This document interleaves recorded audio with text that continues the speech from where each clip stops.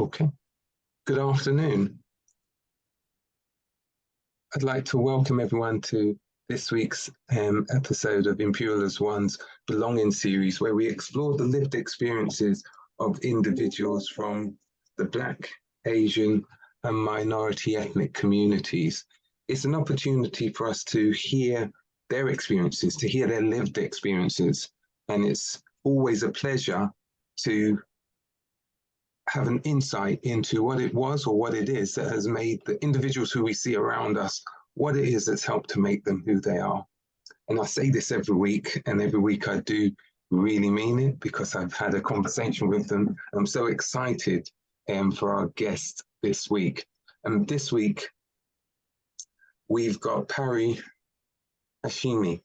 Have I said that correctly? Hashemi. Hashemi, right. So we've got Parastoo Hashemi, and she's a reader in brain diagnostics and therapeutics in the Department of Bioengineering at Imperial College. And it really is a pleasure to be speaking with her today. There's so much about her which is just so exciting. I can't wait to get into this conversation. So I'm going to stop babbling on, and I'm going to start by asking my first question. First of all, welcome. And second, can you kind of like give us an idea as to what it was that helped you to gain your sense of identity and your sense of belonging as you were growing up? That's a really good question. It's a bit difficult for me to answer that. Mm-hmm. Because I feel like I didn't really have one, until I was an adult, and I'm still sort of working on it. When I was born in Iran in 1980, and this was a time of it was during a war, right? So there was this long Iran-Iraq war that started in 1980. Before that, in 1979, there was a really bloody revolution, very violent. So it was a time that was very in flux, and Iranians were really trying to find their own identity as well. Yeah. I was sort of born into that. But because of the war, this is sort of my earliest memories. We were unsettled, right? We were sort of, my parents were moving around to figure out where might be safest to live in Iran. And then eventually we left Iran when I was about 6 or 7, and we came to England. We lived in the northeast of England, and I didn't speak a word of English, and I was quite a traumatized little child. So sort of growing up now in this completely new environment, not really ever having understood where I was born, and sort of settled into what that culture meant. And then being sort of faced with this new culture that I absolutely didn't understand. So I struggled a lot to have a sense of belonging. I didn't feel like I belonged to either of those communities. I was clearly an outsider where I was growing up in the northeast of England, a place called Durham. And I didn't know how to really relate to my home culture because we were no longer there, and there wasn't there was no immigrant community really in that region. So I sort of was always an outsider and really didn't feel like I belonged, and didn't understand that was a strength until much, much later in my life. So growing up, for want of a better word, you were kind of like a war baby. You were born into a conflict environment and then moved across to the UK. And then in an environment where you didn't necessarily know what's going on, as it were. Yeah. How was your parent? I know your parents kind of like were trying to get you into safety, but what was their response? Did they try to give you the Iranian culture, or what was it that they did to kind of like support you going through that early times? I think, and of course I can't speak for them, but my impression of, and I have my own children now, so I can understand a bit better. I think they were just trying to survive. I think a child's understanding of war is very different from an adult's understanding of war. So I think they had experienced a lot of trauma. And although they found themselves in a safe place, in England, safety is relative, of course, because now they're in a country where they don't speak the language and they don't fit in, and their qualifications are not accepted and, or valued. And so I think for the first few years where we were here, they were really just trying to figure it out, trying to figure out where we're going to live, what sort of jobs are they going to have. And, there's also this, I don't know if it's them or Iranians or immigrants in general, but, there's this sort of like feeling that you can't really, you're a guest, right? You have to be quiet. You have to not make waves. You have to just, be very grateful and thankful. And so I don't really remember them being very active in my schooling or, what I was doing, rather than just trying to figure out how to sort of set up a house and a home and a life for themselves. Yeah. So effectively, for the first 8-10 years of your life, you're almost like in survival mode, because you're coming from a war zone, then going into a new environment, and your parents are just saying, we need to just survive here. We need to build whatever we can. So what was, you mentioned about the fact that you went into, came over about 6 or 7. What about schooling? What was schooling like for you? It was, it was weird. I just went to the local village primary, and so Durham is an interesting place. It was made up of lots of miners' villages, so a local lifestyle, right? And I must have looked like I was an alien to the locals there, right? So the other children were just like, what is this? And I couldn't speak a word of English. Everything was new. Everything, and so I just remember I was just confused, and still quite traumatized by the day-to-day experience of a war. So I was just I remember just the first few weeks and months just being confused, really not understanding what I was doing and why I was there, and couldn't communicate, couldn't speak to anybody. It was confusing. So how, you mentioned earlier that your mum and dad weren't really involved with the education at that stage necessarily. So what happened? How did you survive in that, or how did you start to thrive in that environment of everything being confused? What was it that helped you at that stage? There's a real specific answer to that. I had the head teacher of this small primary school, she was called Mrs. Aiken. And she's just, in my life, she's one of the most influential, wonderful people I've ever come across. So she just sort of took it upon herself to help me. And I remember she would come and wait for me outside of class at 6:15, at 3:15, when school ends, and she'd wait for me. And she'd take my hand and we'd walk around the school, and she'd be like, that's a tree. And that's a football. And every day we did that, for a few weeks, just walking. And then she'd take me to her office, and she single-handedly taught me how to read and write. And she did that in her own time. Like, that was time she could have been spending with her family. And the kindness, I think back now and I just think, I don't know, if she hadn't done that for me, it would have been so easy for people just to overlook this weird, this weird, quiet, shy, traumatized child. And I think I don't know her motivation. I mean, but it just changed my life, and I found safety in her and safety in that. And then she, she understood that I was smart, and she understood that I had potential, and she just pushed me. And in no time, I'd caught up to the other kids, and then she pushed me to, achieve more. And she gave me my first musical instrument. I think she was so instrumental, and talked all the time to my parents, kept them up to date on what I was doing and how I was doing it. And because she was the head mistress, it sort of trickled down, so the other teachers took interest. And it was just such a safe space she created for me, where I really felt like I could thrive. And I really can credit her with that. So I'm going to make an assumption, or it's not really it's a kind of not even a leap of faith. Basically, you were the only Iranian child, apart from possibly your sibling, in the school? Yeah. So Yeah. effectively within that school, you were once not a pioneer, but you were the only one, Absolutely. effectively. Absolutely. Yeah. The only, I mean, not just Iranian, I would say probably the first and only immigrant to that community.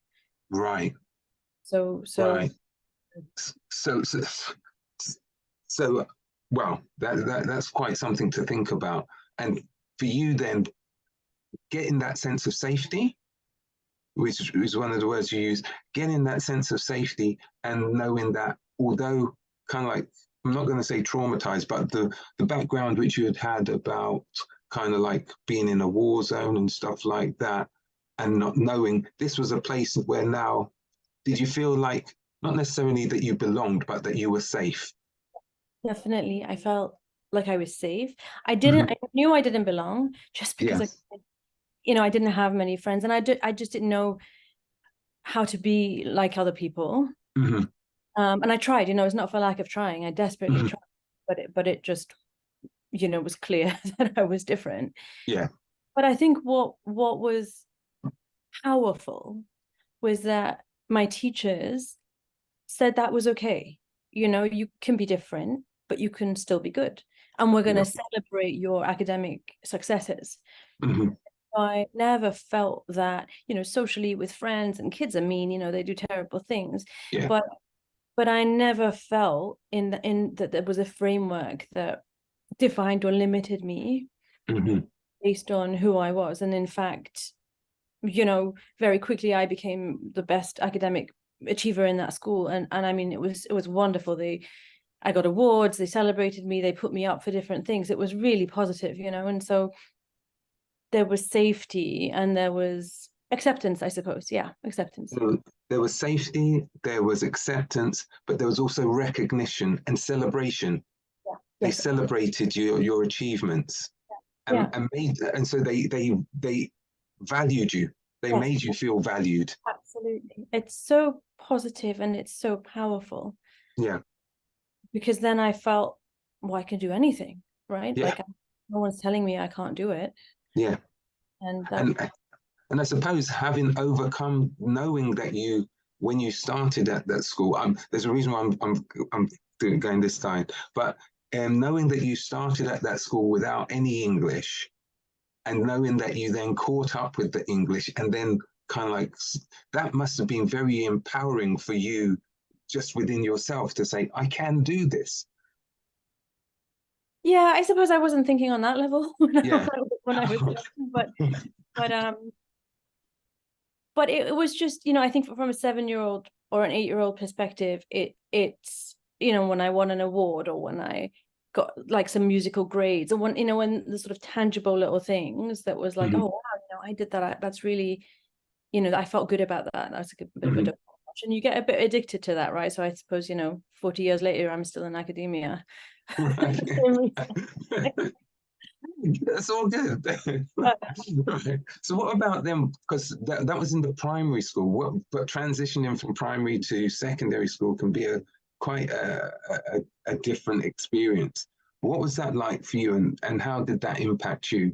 Or was your identity now set so well within, I know that I can achieve when I'm academically pushed?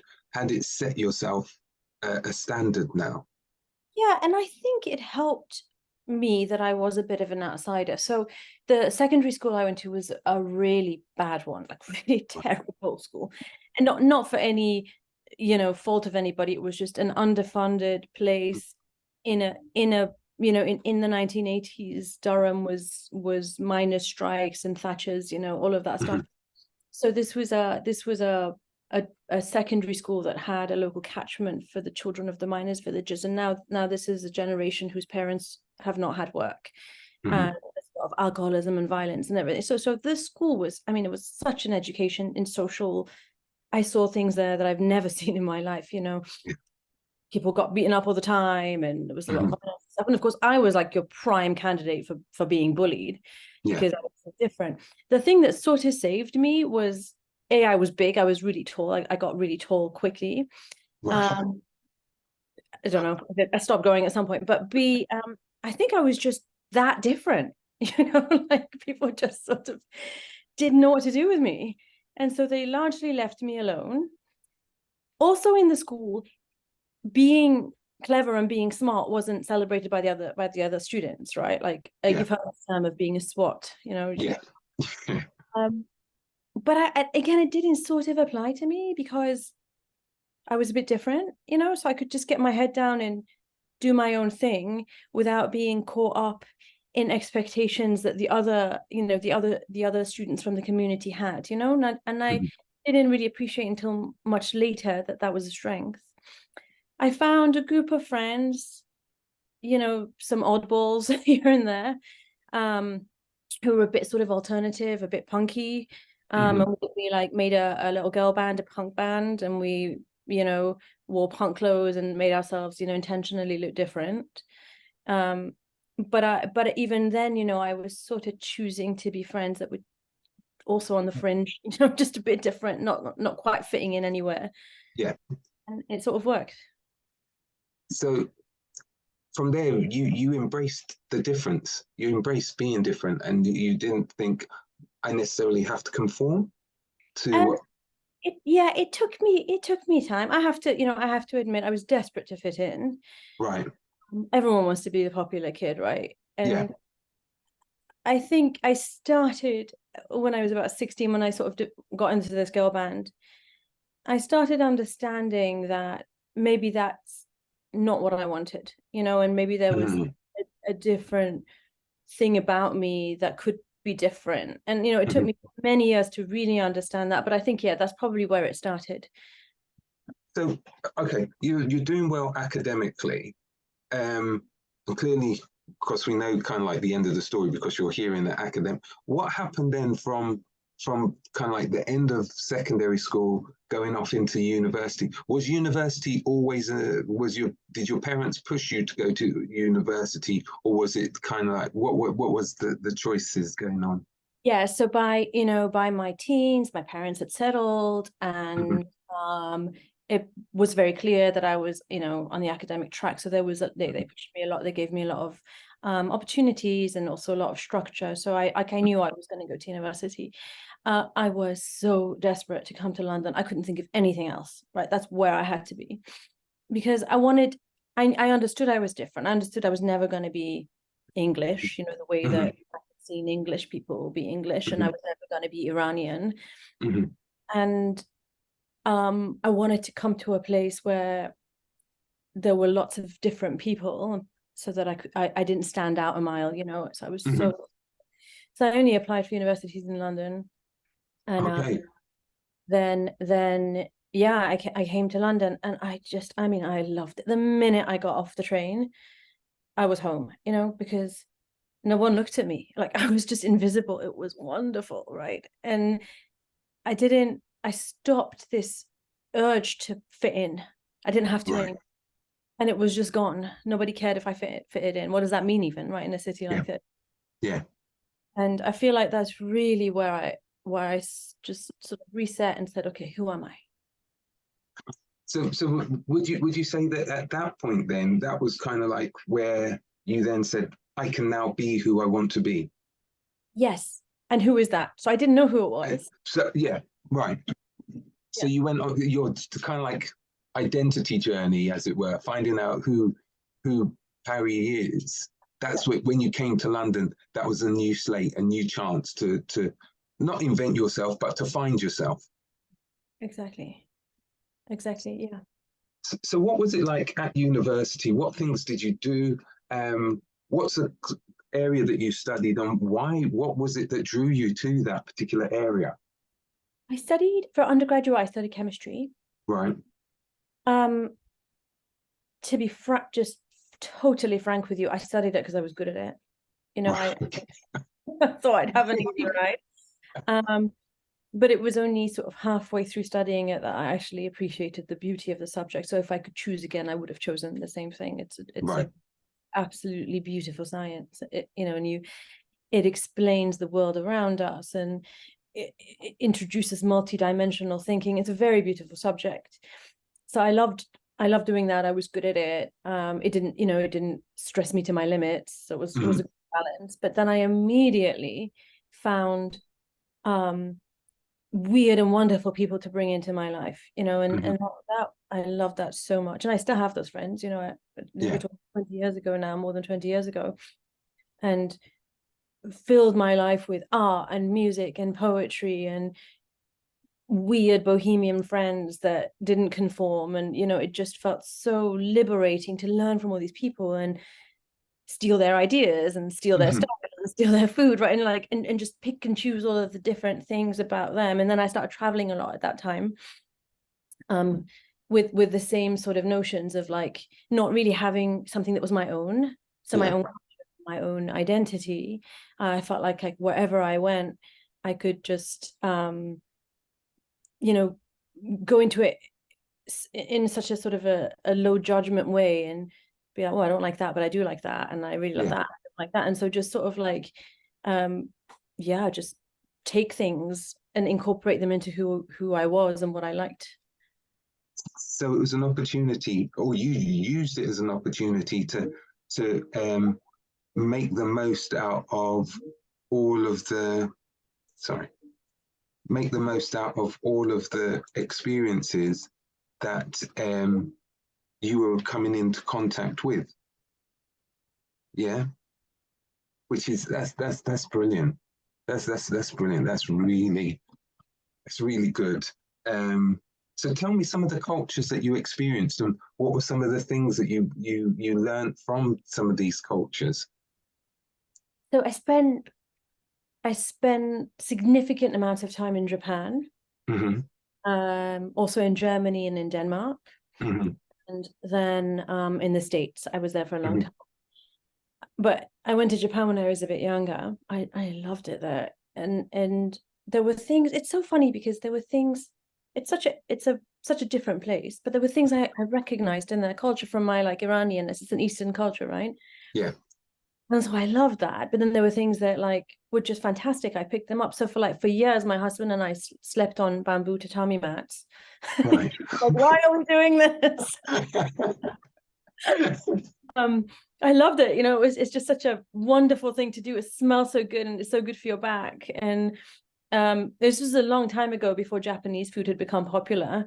So I Mm-hmm. came back with recipes, and I was eating raw fish to the utter disgust of my friends. What are you doing? So it was just wonderful things like that. I'm like, why not? Um and I'm drawn back, that I go back every couple of years, to give Yeah. a talk or something, and I love it so much. It's such a good place. So it seems to me when you came to London, you kind of like opened yourself up as a vessel to say, you know what, I'm not gonna, not just London, but for your life, it's kind of like I want to experience things. I'm not gonna necessarily close my mind off or be dismissive of anything. I want to know what it is about this, and then embrace what's good and what's not. Yeah, Yeah. exactly. So I think then I understood, I struggled so much with identity growing up. Yeah. I'd experienced racism Mm-hmm. from both sides, right? I'd experienced racism from the English community, but I also didn't know how to be Iranian. So when Right. around Iranians, they'd also be horrified because I didn't know the customs, and so Yeah. I struggled so much with like, oh gosh, I'm never going to fit in, I'm never going to have friends. But when I came to London, and I thought, I don't need to. Like, what does that mean even? Yeah. I've actually got a huge opportunity here. I'm not weighed down by culture. I'm not weighed down by someone telling me I need to be a certain way. Mm-hmm.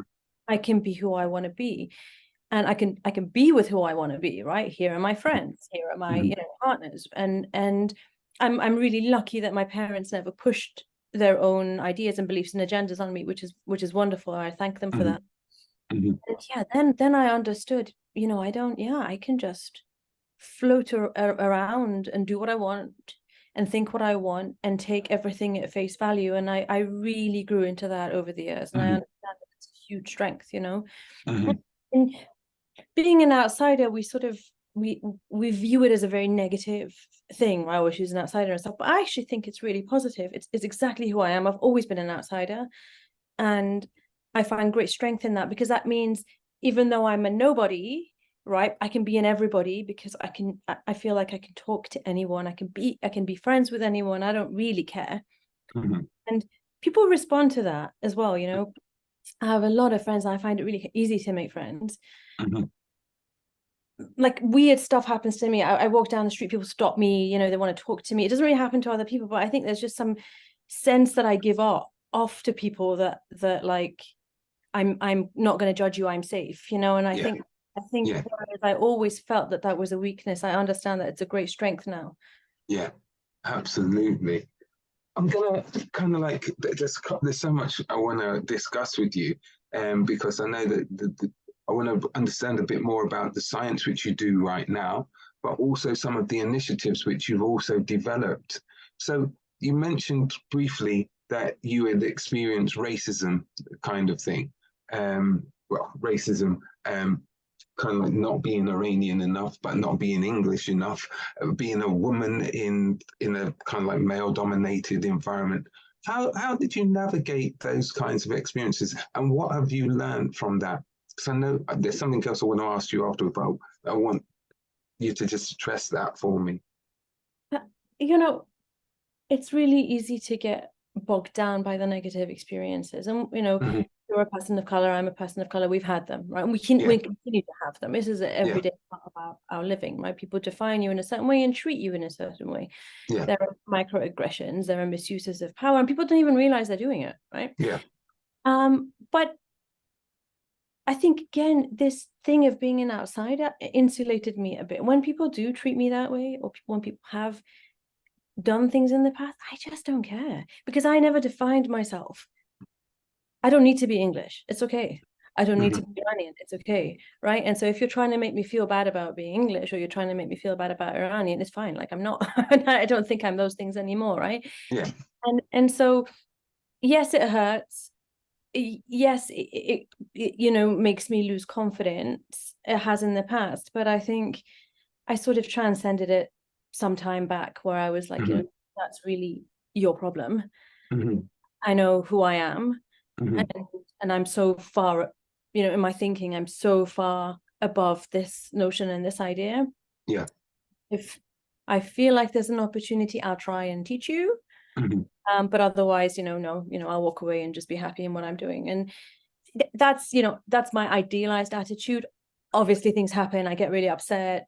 I calm. I think about it. Maybe I have a you know, an outburst. And I'll get on with it, because it's not my problem. I don't think that way. I don't treat people that way. I'm happy with that. I'm comfortable with that. If other people do, it's really on them, right? Okay, so I'm gonna kind of like tangent over across to, or link to another thing, because I know that you were involved with the James West. Right. Can you give us a kind of like a kind of what was it about the situation where you felt that, you know, with your little team, we need to do something? What was the motivation? And if you just explain a little bit about what the James West Scholarship is, that would be. Yeah, I mean, it's complicated and it's long-winded, right? And okay. So I feel that I know how to be in this very white space, right? And I've come to terms with it, and I'm thriving. I'm really happy, but I really appreciate that it's a very white space. That young people who didn't necessarily have my journey won't get here, right? There's too many obstacles. There's just too many negative things in the way to start from scratch and make your way to a place where you don't feel welcome, or you are not welcome, you know. And it's a lot of it is perception, but a lot of it is also reality, right?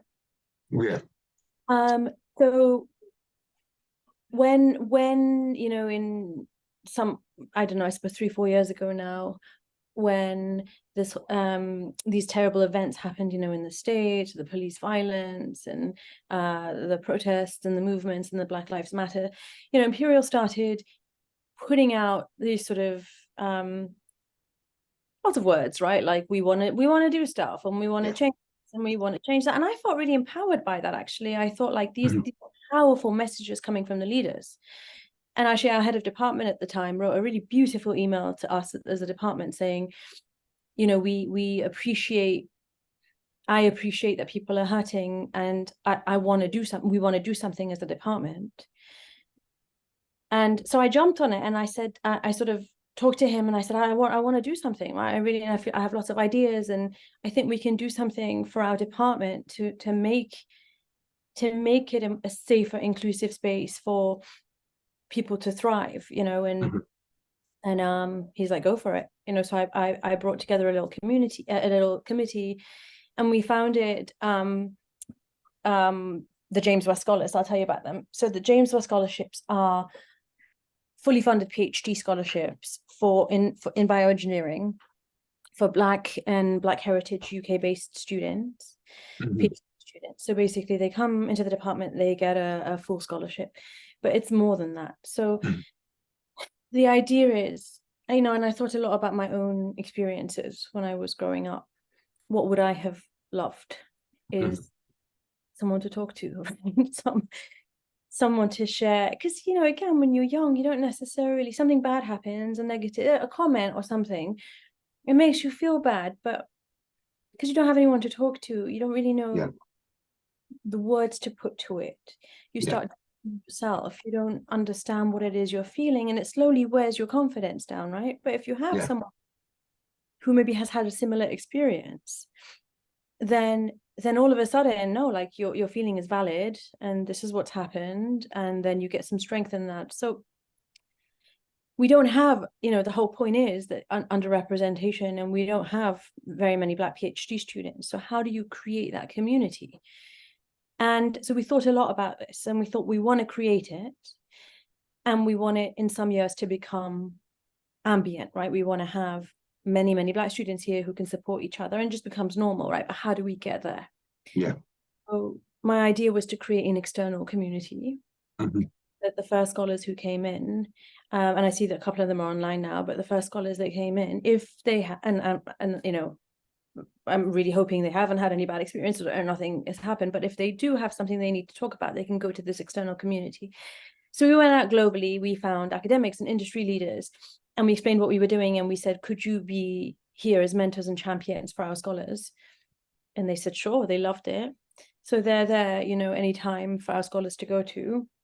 And our scholars are, brilliant, bright, the best of the best, they're amazing. And we also provide a sort of a mentorship for them if they need it. To be honest, they don't need it, but if they needed a bit of hey, can you help me with this report or whatever, then the committee helps them. So the idea is just to create that community and network for them where one doesn't exist until it exists.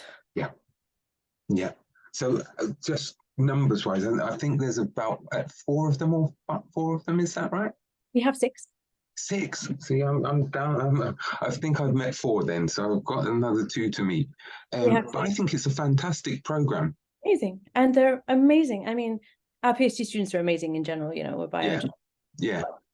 But they're just, I just love them so much, because you sort of I've developed a bit of a personal connection with them, and they're so brilliant. They've got various different interests, and we went from having many less than 6 to 6 in a short amount of time. And I hope, and I'll ask them, but I really hope that some of what I envisioned is there for them, the sort of the sense of community and network. And of course, there's no one saying there isn't challenges, but they're together, right? And they hopefully feel that we're behind them, and that this can be something really amazing. And when we did, sorry to interrupt, when we did this, as far as I know, we were the first department level scholarship scheme. There are more now, but we were the first. I'm pretty sure that you were, to actually put, as you said it, to almost put your money where your mouth was, to say, we're not just saying these words, we're actually going to make it happen. And it's what gets me is, or for me, I don't know if it's paralleling, and maybe I'm making some weird tangential jumps. I'm just thinking back to you as that little girl in the playground, walking around with your teacher, and her pointing out, this is a football, this is a tree. And it's almost come full circle that you've then created these opportunities for these young people who may not have had those opportunities, and you're giving them the opportunity to thrive and learn and be successful. You know, maybe I'm being poetic in it, but that's how I see. But you again, it's that ability to recognize where the need is. Exactly. Okay. Yeah, I mean, I think you're right. I think I never thought about it on that level. To be honest, you're probably right. You know, we all are a product of our experiences, and I've experienced intense kindness in my life. You know, and I often think about how I can pay it back. I don't think I can, you know, in a sense. But I do have experience, and I know there's a formula that works for me. So maybe it works for other people. And anyways, it was something that was a bit, the scholarships were something that was they were a bit, you know, revolutionary and stuff. And now after the fact, they're so normal. It's wonderful. Like no one really, this is what we do, right? And other people are following. You know, it's really not a big deal. It's what everyone should do, right?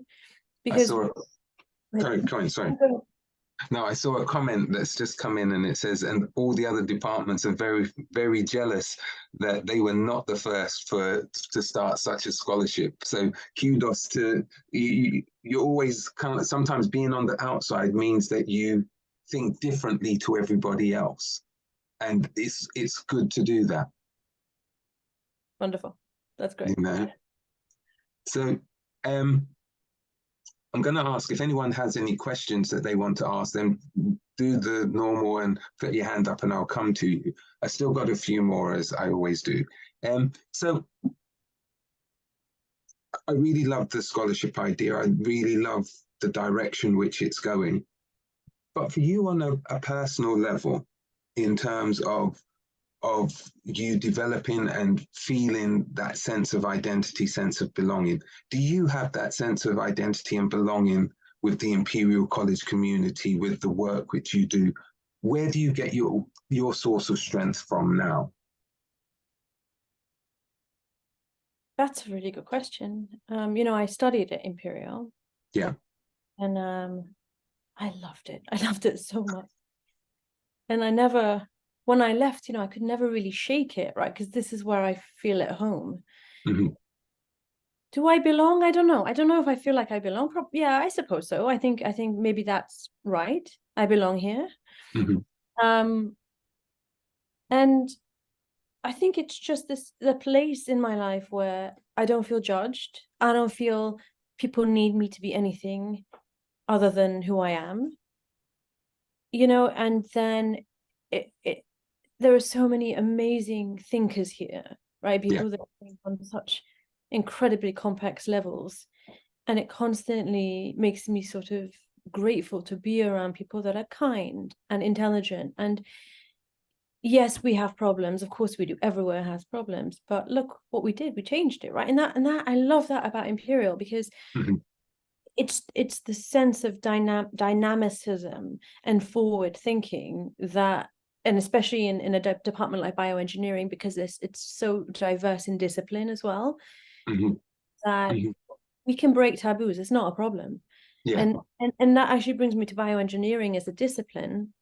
I talked about how much I loved chemistry, but I really love bioengineering because it's really, again, a mishmash of all the best things that can be there, right? So it's biology, it's physics, it's chemistry, it's engineering, it's everything. And so the people that do research and do bioengineering are used to thinking fast, they're used to thinking dynamically, they're used to thinking outside the box. And so it just follows that we should also think that way socially as well. So it's a very creative environment which you're in, and it's fostering that creativity and celebrating that creativity. And that's something which based on what you've said, is kind of like, again, when you spoke about the fact that when you look culturally at different cultures, you're able to assess and take this bit, take that bit, take this bit, take that bit, take this bit, take that bit. And in the bioengineering, you're able to do the same thing again. I can take this bit, I can take that bit, take this bit, take that bit, and you can just flow. Exactly. No, it's amazing. It really is amazing. I don't know. I don't know. So where to? Where to with your research? What is the type of research you're doing, and what kind of impact do you want your research to have? We've Yeah. talked about the social dimension, but for you personally, where do you want your research to take us? Yeah. So we've talked about the one big passion in my, or maybe not passion, but the big thing that I've lived with, you know, the sense of identity, belonging. It's been a thing in my life. The other thing in my life has been mental health. Right. For reasons, you know, that are obvious. My parents came from a war zone. There was a lot of trauma. There were a lot of things I didn't understand. Yeah. About my parents and about the situation that I was in. And I understood later in life that it was mental health. Mm-hmm. And I became desperate to understand that better, or even, you know, very idealistically help people, you know. And so I started from an engineering perspective, making in engineering probes that we could implant into the brain to measure the brain's chemicals, to try to understand on a really basic level. It's a lofty goal, don't get me wrong, it's really difficult, but like, can we measure something in the brain that tells us about the mental health state of a person? Right. Yeah. um is that a diagnostic tool? Can we diagnose people? Can we treat them more effectively, you know? And so this is sort of what we have been doing for 15 years, and we've done really well, you know. We've achieved a lot of our goals. We've answered some really important questions at Imperial. What I'm trying to do now is really push our we've garnered understanding, and now I want to push that understanding to actually helping people. Mm-hmm.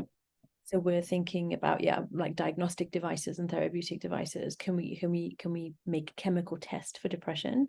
Wouldn't that be amazing, right? Like, it Yeah, absolutely.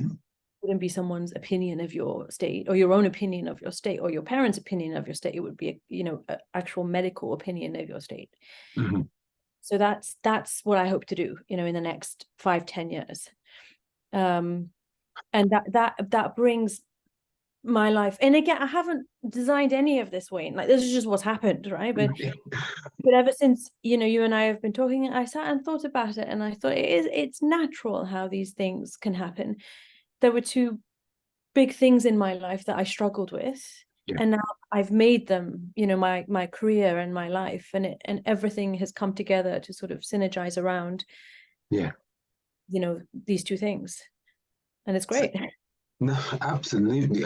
I'm seeing comments in the chat again saying totally amazing, as you were describing methodologies or ways in which we could potentially use proper diagnostic. It's not based on somebody's subjective opinion. It's based on physiological changes which we can measure and can identify. Not necessarily root causes, but we can identify that these changes are happening.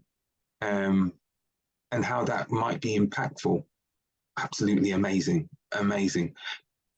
And it's very interesting that you said that it was out of kind of like out of the experience of coming from a war-torn country, and the impact that that has on your loved ones, you know, in making a difference. All right. I haven't seen anyone put their hands up to ask any more questions, right?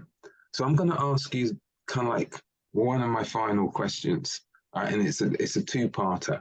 I don't know where it's going to go with this one, but my first part of the question is, can you tell me, or what advice would you have given to your 16-year-old self or your younger self? You can choose at which age it was. Someone's said that. All right, we'll come to Sadat's question in a minute, right? What advice would you give to your 16-year-old self or your younger self? Really good question. I would tell her to stop trying to fit in. You know, I tried so hard to be something I wasn't. Yeah.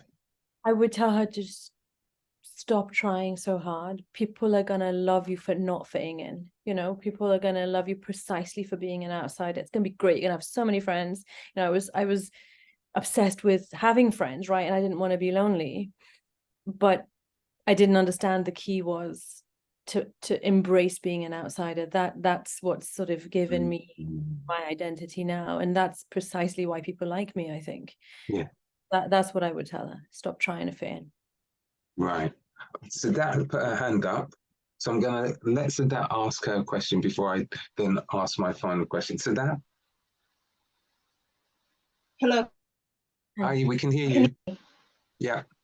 Yes. So it's not a question. It's a comment. So I'm an immigrant. I moved here because I couldn't stay where I was, and it's very traumatic. So what I wanted to comment was, I'm really glad I've come for this session, because I've reached a point where I don't care. So everything you've said about trying to fit in, changing myself to be acceptable, is something I've struggled with for the last 13 years. So on top of coming over with trauma, it's been a long one. But I've reached a point where I don't care. I don't care anymore. And so I'm glad I came for this, because it kind of it's affirming to how I feel right now, that the answer is to accept who you are and stop caring. And everything else you've added on top of what you just said today about embracing yourself, and then looking at things that work and don't work for you and saying it's okay, it doesn't work, but it's okay. But yes, I like that and I'll adopt that. So just to comment and say, yes, thank you very much for today. And also what you're working on at the moment, mental health. And so you carry trauma, and the last 13 years have been hard. So I'm excited about what you just said. And so if you, on your journey, well, I've just heard about it and I'm excited, but I'd like to know about, I'd love to know what happens next. I know it's explorative, but gosh, it would be amazing if it worked, and I'd want to be I want to be there, if that makes sense. Thank you. Oh, thank you so much. That's really, first of all, I'm really sorry for your experiences and how hard it's been. Thank you for all the kind things that you said. The one thing I'll add to it is that, we have each other too, right? There's a generation of us now that have different experiences, but have traumatic experiences. And we're second generation, third generation, first generation. We're not like each other, but we do have many things in common. So I think that's another real strength, especially in a place like London, is that we can find each other and find strength in each other. And so, yeah, thank you for that. Fantastic. I did say it was going to be my last question, but somebody, and I know exactly who it is, has put a question in the chat. So I'm going to address that question in the chat. And it says, I've seen you and your team working together smoothly. How do you create a healthy dynamic between your team? How do you create that healthy dynamic? Thank you for saying that. I don't know if it is always healthy, but it's from me, Sunday. Even when things are going wrong, you don't say it. How do you do it? We struggle with many things, right? It's by no means a perfect group or a perfect system, but I have to say I'm really, and I'm often very busy and I don't have enough time, but I'm really, really proud of my PhD students and my postdoc. I mean, these are brilliant people, and they're resourceful and they're resilient. I don't know, we do certain things I think that might help. Like once a week we have a yoga class together. We have this amazing woman that comes and does it like a yoga session. We do some socials. We talk a lot. We talk about not just science. We talk about social stuff. We talk about interpersonal stuff. And so I hope that we work smoothly. I hope that they're happy, but I certainly know that I'm very happy with them. And I'm really proud of them. And that's just my current team. I've graduated many students before that, and they've gone on to do the most incredible things. They're so successful. They're all over the world, and they keep me updated on what they're doing. And it just makes me really, happy to be part of that. And so I don't know if I answered that exactly correctly, but thank you for the comment. There's never any right or wrong answers on this. It's your lived reality. It's your truth. So that's how I see it. I'm going to ask my very final question, and that very final question is: it was in conjunction with the previous question I asked about what advice you would give. So my question, the follow-up question to that is: what do you think your younger self would look at you now and say, "Wow"? Yeah, I think so, but just because I was really different. I was shy and I was scared, and I really suffered from confidence. And so I think I couldn't have imagined that one day I wouldn't, Mm-hmm. And so I think, yeah, I think she would have been very shocked to see this version of herself in the future, that somebody who is really confident, and most of the time, and has lots of friends and is really social, and all of the things that I thought were maybe unavailable to me at that time. Yeah. So yeah. Fantastic. Parry, it's been as I said it at the start, and I knew it was going to be the case, because whenever I've seen you, I've always been so impressed. I remember the first time it was at one of the launches for the James West Scholars, and I saw you give a presentation, and I thought, this is a very, very, very impressive woman. Right. And I knew that your story was something special. And thank you so much for sharing it with us. You've got many fans out here, right? Believe it, you've got many people who really do admire the work which you're doing and what you're trying to do. Not just for yourself, but for everyone around, right? And just keep doing what you're doing. All right. This has been so positive, Wayne. And it's scary to talk about yourself, I do a lot of talking, but generally not about myself. So that it's quite a new and scary experience, but I really enjoyed it. And I think it's been so positive to get your feedback. I'm going to ride this wave for a while. It's been really, really great. Thank you. You keep riding that wave, right? And if you ever want any more, just come to me, because I think you're amazing. Thank you. Thanks, everybody. I'm going to just share with everyone what's happening over the next couple of weeks. We've got a few things going on, so if you bear with me 1 minute, and then we may have a little bit of an afterglow. Okay, so next week we're going to have a special guest as well, which is Farah Sabrin, and she's a research associate in the Department of Immunology and Inflammation. We've got a special treat with Farah next week. In a couple weeks' time, on the 21st, please sign up and come along to Imperial as One's Meet the Author, and it's going to be Cynthia So, and they are discussing the book If You Still Recognize Me, a book which Cynthia wrote. It's a very powerful book. And please come along, and they will tell you and they will explain exactly some of the motivations behind why the book was written and what it entails. Okay. I still have one more. At the end of the month, on the 29th of September, we're going to be having the Beyond Ethnicity Career Conference. And it's promising to be a really special conference. We've got, as you can see, Eric Collins is going to be our keynote speaker, and he's the author of We Don't Need Permission, How Black Businesses Can Change Our World. But it's going to be a really interactive session. If you miss this one, it's a conference like no other. All right, it's going to be a really good time. So please scan and come along. The first 50 people to scan and come on the day will receive a copy of Eric's book for free.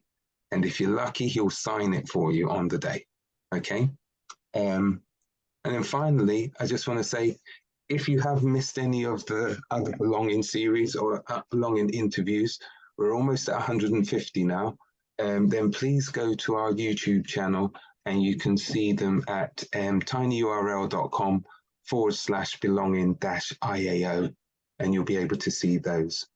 But I just want to say thank you very much to everyone who has shared their stories.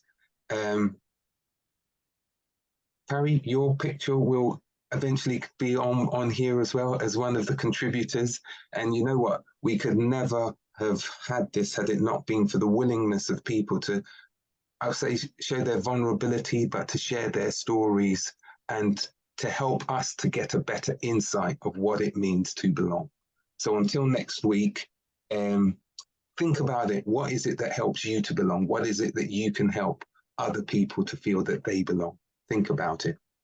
And if anyone wants to stop behind for a quick chat, then please feel free. But until then, thank you very much. Thank you.